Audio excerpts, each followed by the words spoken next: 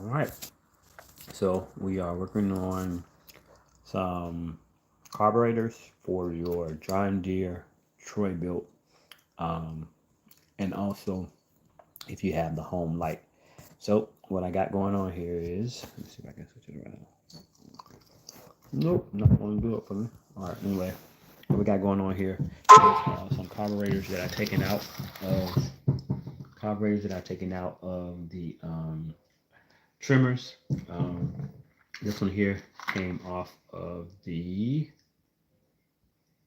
John Deere. I've already replaced it with another carburetor. You know, carburetors only cost like less than $20, maybe $17. But this one here, when I took off the back plate here, it's a Zama diaphragm that I ordered off of Amazon. I ordered like 20 of them for $13. So the diaphragm, I took it out of this one, and I also took out the diaphragm out of this one here that I ordered from Amazon. It's supposed to go on to my Troy built, but it's not the exact same one as the one I had on the Troy built. So I left the one that I had on, and I'm going to try to just send this one back.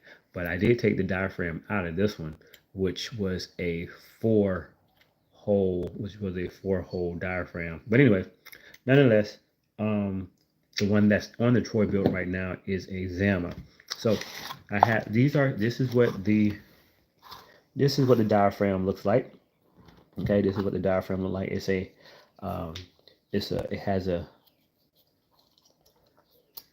it has a material in the middle with a metal pin kind of on the back and a metal plate on the front. And this metal plate here pushes up against a spring-loaded pin that opens and closes to allow fuel to come in and out.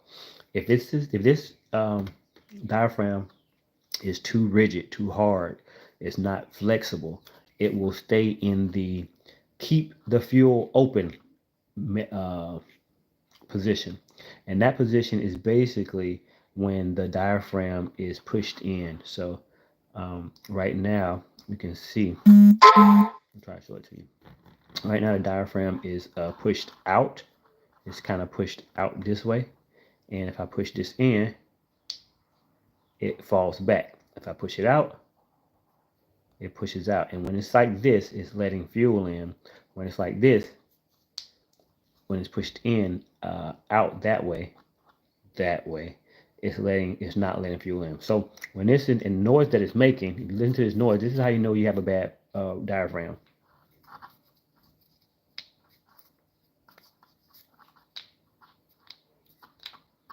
Your diaphragm on your carburetor should not be sounding like this.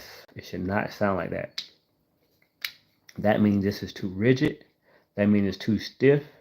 And once it gets into the on position of allowing fuel to flow through the carburetor, it is going to stay like this, and it's not going to pop back, and you're going to burn a lot of gas, and it probably will even cut off at some point in time. So this is a bad diaphragm. I ordered 20 of them from Amazon. They only cost me $13. I'm going to keep them because I'm going to be doing a lot of repairs on weed eaters and whatnot. And these are the culprits most of the time when it comes to your carburetor. So I have another one that I've taken out of another carburetor. It's not as bad. But it still is. This one has a little more flexibility. Like, it's not making the noise.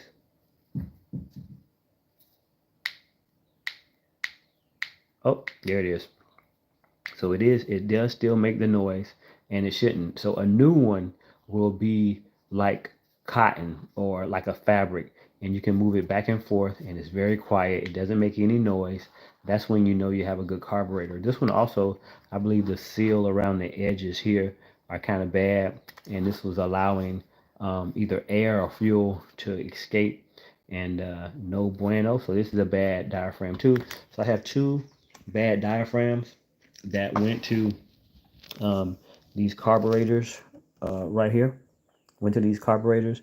So I'm gonna order two. I got some coming in. I'm gonna replace this one. I'm gonna replace this one, and then I'm gonna keep them for future references when I'm dealing with these weed eaters.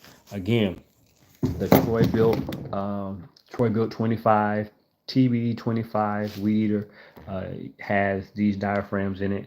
They're really easy to take apart, open up, inspect, and also the John Deere S14 also has the same carburetor in it, and those are easy to take apart and put together. So I'm working on these carburetors, working on these weed eaters. I have four. So technically, what happened was um, I was in my neighborhood and there was someone throwing away three items. Threw away two weed eaters, the Troy Built weed eater, and also the John Deere weed eater. So I decided to take those two, and he also had a John Deere gas powered hedge trimmer. All of them didn't work. All of them needed new gas lines, new fuel bulbs. These bulbs here, you can get these offline. They're easy to replace.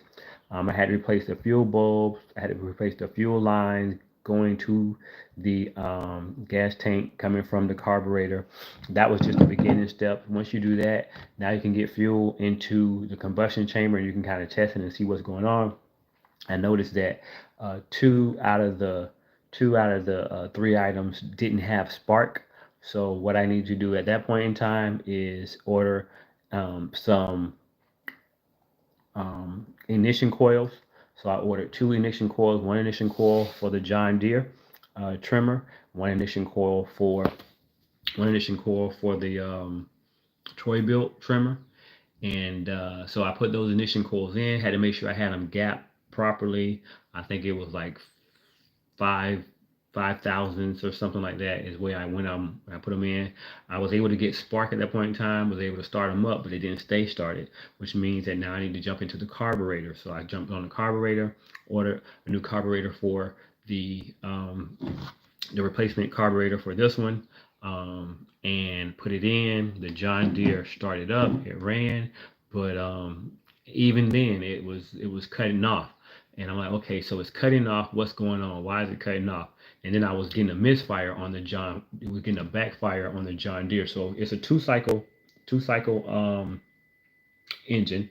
It's not like a force. It's not like a two cycle. Not like a 4 cycle engine, which have valves on it.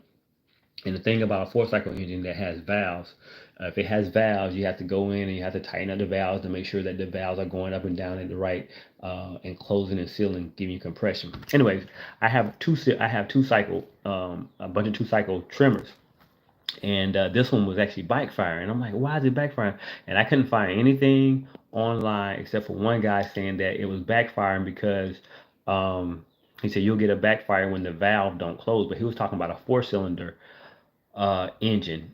He was talking about a 4 stroke, I'm sorry, engine. I have a 2 stroke engine. So what I realized is that since I have a 2 stroke engine, that means that I'm getting a backfire because the exhaust isn't leaving out of the exhaust side, it's leaving out of the intake side, and that's where the backfires come in. That's why it's also killing my spark and the fuel mixture, and it's shutting off.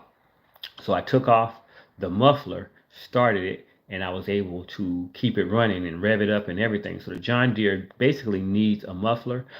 They don't sell the John Deere mufflers anymore. However, the John Deere engine that I have is the same as a home light trimmer. So I ordered the home light trimmer. That'll be in here on Friday. I'll slap it on the John Deere, and the John Deere should be working a-okay. Keep our fingers crossed. We'll check that out on Friday. Um, but then in regards to the Troy Built trimmer that I have, that I use, I ordered this carburetor, but it's not the exact same as the Troy Built carburetor. So I decided that I was going to use parts from this one on my Troy Built to see if it worked. Well, the thing about this one is it had a different diaphragm than the diaphragm that I use in the Troy Built, which is I took I think I took this one out of the Troy Built. You know, again, this is a bad diaphragm because if you listen to it,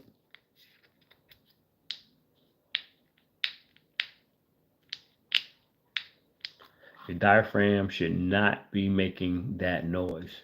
Your diaphragm should be quiet. It should move freely and smoothly. When it's not quiet and it doesn't move freely and smoothly, it will mess up your fuel mixture and either give you no fuel or give you way too much fuel. It's one or the other. Anyway, I took the good one out of this one and put it into my original carburetor, and I was able to get the Troy bilt to work good. I was able to edge up my sidewalk, the front. I think I ran it for about a good 20. No, I probably ran it for about a good 10 minutes. I turned it off, went back, tried to start it up. It didn't start. So I'm gonna open that one up and see if the diaphragm, that really is not the right diaphragm for it, kind of did something to it. But I ordered the right ones. Those are coming on Friday. I'll change out the diaphragm, send this right here back to Amazon because it was the wrong one that it said it was for a TB25, but Troy bilt 25, but it was not the same. Mine has like little levers on the top part here. Instead of those, it has like little levers there that I can adjust. And it also has a choke mechanism. And this one doesn't have a choke mechanism on top at all. So I couldn't use this as with a choke at all. How would I even get it to work properly? Have to hold it open, I guess, and try to start it that way. Anyway, those are the these are two of the carburetors, and this carburetor here came off of the Ryobi weed whacker, also known as a, I won't say known as a, but it's similar to a Toro weed eater, and these are different because they don't have any type of way to adjust the low speed and the high speed, unlike these two. These two, that red one is the high speed, the red little knob there is the high speed, and the white knob is the low speed. So you can adjust, the speed in which you are doing low cut and also high cuts with the John Deere and also the Troy bilt. So those are some cool features that you have on those carburetors. Other than that, you guys, basically, if your diaphragm sounds like this,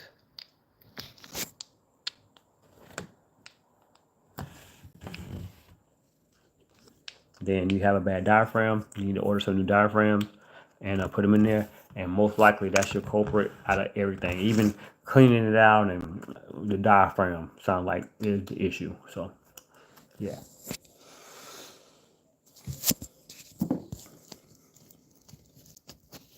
Y'all have a great day.